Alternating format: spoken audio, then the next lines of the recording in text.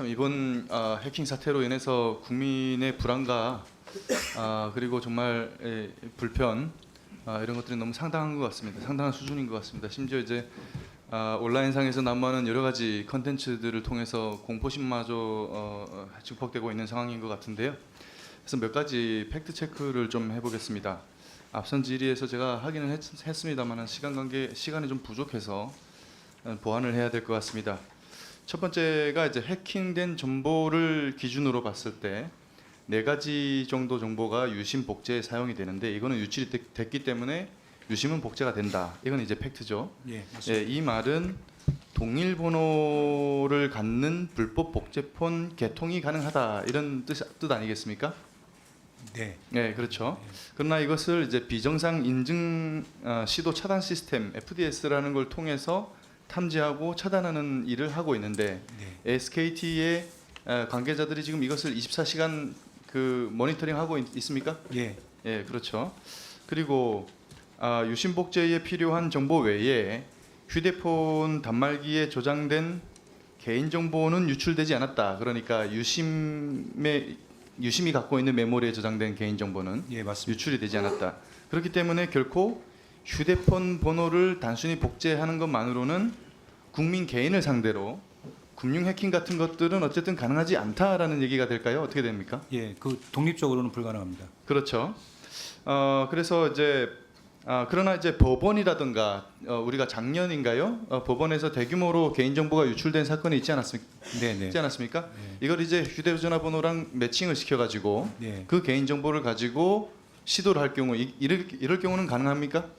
가능은 합니다만 계속 말씀드립니다만 불법 복제 유심에 안전장치를 걸면 그게 불가능합니다. 그게 이제 유심 보호 서비스 예, 아니겠습니까? 맞습니다. 예. 예. 그래서 이제 FDS 시스템을 통해서 감지를 하고 있는 동안에 만약에 불법 복제폰이 개통을 시도하게 되면 내가 쓰고 있는 휴대폰이 통신망에서 뭐 이렇게 떨어졌다 붙었다는 그런 현상이 일어나겠죠? 아니요. 그렇지 않습니까? 그럼 동시에 접속이 되나요? 안 됩니다. 안 되죠. 망해서 차단을 해요. 예. 어쨌든 그런 것들을 하기 위해서 이제 유심 보호 서비스를 쓰고 있는데 유심 보호 서비스는 결국에는 이 유심뿐만 아니라 휴대폰 단말기의 고유 식별번호까지도 같이 가지고 이 연동을 시키기 때문에 복제가 안 되는 거지 않습니까? 보호되는 거죠, 예, 그렇죠? 맞습니다. 예. 그러면은 네 번째로는 이제 해커가 과연 이 정보들을 가져간 걸 가지고 일반인을 상대로 해킹을 시도해서 얻을 수 있는 실익이 있습니까? 그러니까 독립적으로는 상당히 힘들고요. 근데 그러니까 일단 이제 시도를 하게 되면 FDS 시스템에 걸리잖아요. 맞습니다. 그럼 이제 노출이 되는데 네. 그 노출 위험을 감수하면서까지 일반인을 해킹 시도할 실익이 있느냐라고 제가 여쭤보는 겁니다. 실제 그 패턴을 보면요. 계속 시도를 하면서 될 때까지 하다 리젝됩니다.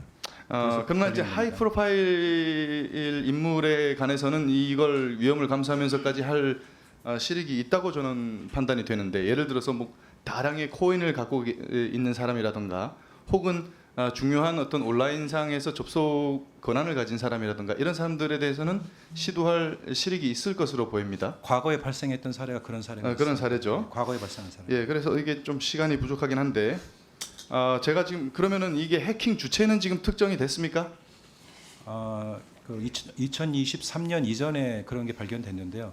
그 뭐라고 할까요? 지금 이번 사태 없습니다. 이번은 해킹을 시도한 주체 확인 안 됐습니다. 확인이 아직 안 됐습니까? 예, 조사단에서 조사하고 있습니다. 예.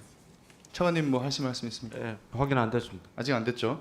근데 지금 제가 아까 오전에도 말씀을 드렸다시피 북한 같은 경우에는 3만 명 이상의 대규모 해커 부대를 가지고 있고 국가적인 차원에서 공격을 시도하고 있고 일평균 160만 회가 넘는 공격 시도를 하고 있단 말이죠.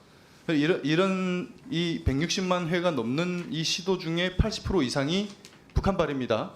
이게 국가적인 차원에서 이렇게 해킹 시도를 해오고 있는데 그래서 우리나라의 많은 기업들과 기관들이 해킹당하지 않았겠습니까? 그런데 이것을 이 해킹에 당한 어떤 책임을 각 기관만에 묻는 것이 맞는가? 국가는 과연 책임이 없는가? 이런 생각이 듭니다. 어떻게 생각하십니까? 유상임 장관님 말씀 주시겠습니까? 제가 조금 다른 생각을 하는 동안 좀 놓쳤습니다. 죄송합니다. 강도현 차관 기본적으로 사고가 발생했고 침해 사고가 발생했습니다. 그래서 아까도 오전에도 있었지만 제도적 보완이나 이런 것들은 조치를 하겠지만 실제 침해 사고가 발생한 건에 대해서 거기에 안전 조치나 내용에 대한 문제의 미비점이 있다면 거기에 해당 기업들에 대해서 그러한 문제점들은 문제가 있다고 보고 있습니다.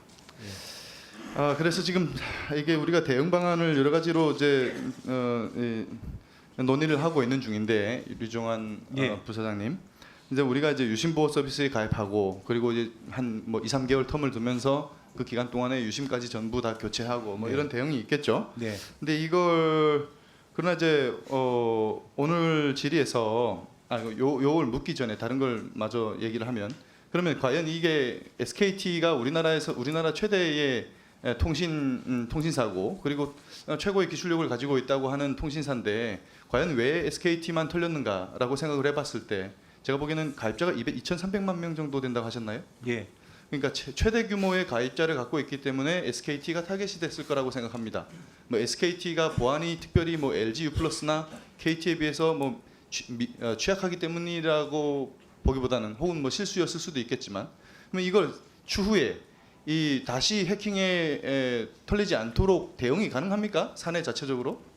저희가 대응을 하기 위해서 지금 조사단을 하고 같이 움직이고 있고요. 거기서 나오는 결과에 따라서 대응을 할 거고, 또 저희 나름대로 지금 이번 결과에 대해서 계속 외부 전문가의 어떤 시각을 가지고 진단을 하고 있습니다. 그래서 저는 이게 국가적인 차원의 보호 조치가 있어야 된다고 생각합니다. 저는 이게 사이버 보안이라는 것이 결국에는 이게 안보 이슈고, 국가의 주요 책무 중에 하나가 국가의 안보를 튼튼히 하는 것인데, 우리 기업 하나 제대로 지키지 못하는 그런 것에 대해서는 우리 국가적 차원에서 책임을 같이 통감해야 된다고 생각합니다. 지금 우리 털린 게 SKT 하나만이 아니지 않습니까? 심지어 국방부까지 털렸어요. 법원은 심지어 2년 동안 해킹에 당하면서도 당하는 줄조차도 몰랐습니다. 만약에 오늘 이제 질의에서 이제 번호 이동을 하게 될 경우 위약금을 면제해 주는 거에 대해서 검토를 해보라고 하신 그런 얘기가 많이 나왔는데, 네. 부사장님, 만약에 위약금을 면제해 주게 되면 예상되는 어떤 우려가 뭡니까? 일단은 그 가입자 간 이동이 되겠죠. 타사로의 이동 같은 거. 예. 많이 이탈이 일어날 거라 생각하십니까? 그건 아직 예측 같은 거를 안 한 걸로 알고 있습니다. 그런 것도 예측이 안 되나요, 그거는? 뭐 예를 들어서 뭐 얼만큼 이탈이 일어나고 또 그에 따르는 비용 손실은 얼마고, 이게 기업 생존에 어느 만큼의 영향을 미친다, 이런 뭐 계산이 안 섭니까? 기업 차원에서 생각 안 해봤습니까? 예, 아직 예측은 안 한 걸로 알고 있습니다. 일단 알겠습니다. 그래서 그럼 이거 위약금 면제 결정은 누가 합니까? 이거 최태원 회장이 할 수 있습니까? 아니면은 유영상 사장님이 할 수 있는 겁니까?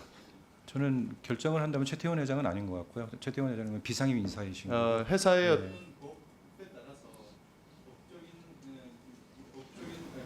법에 따라서 이사회에서 결정하고 해야 되는 문제를 예, 그런 절차를 따르는 걸로.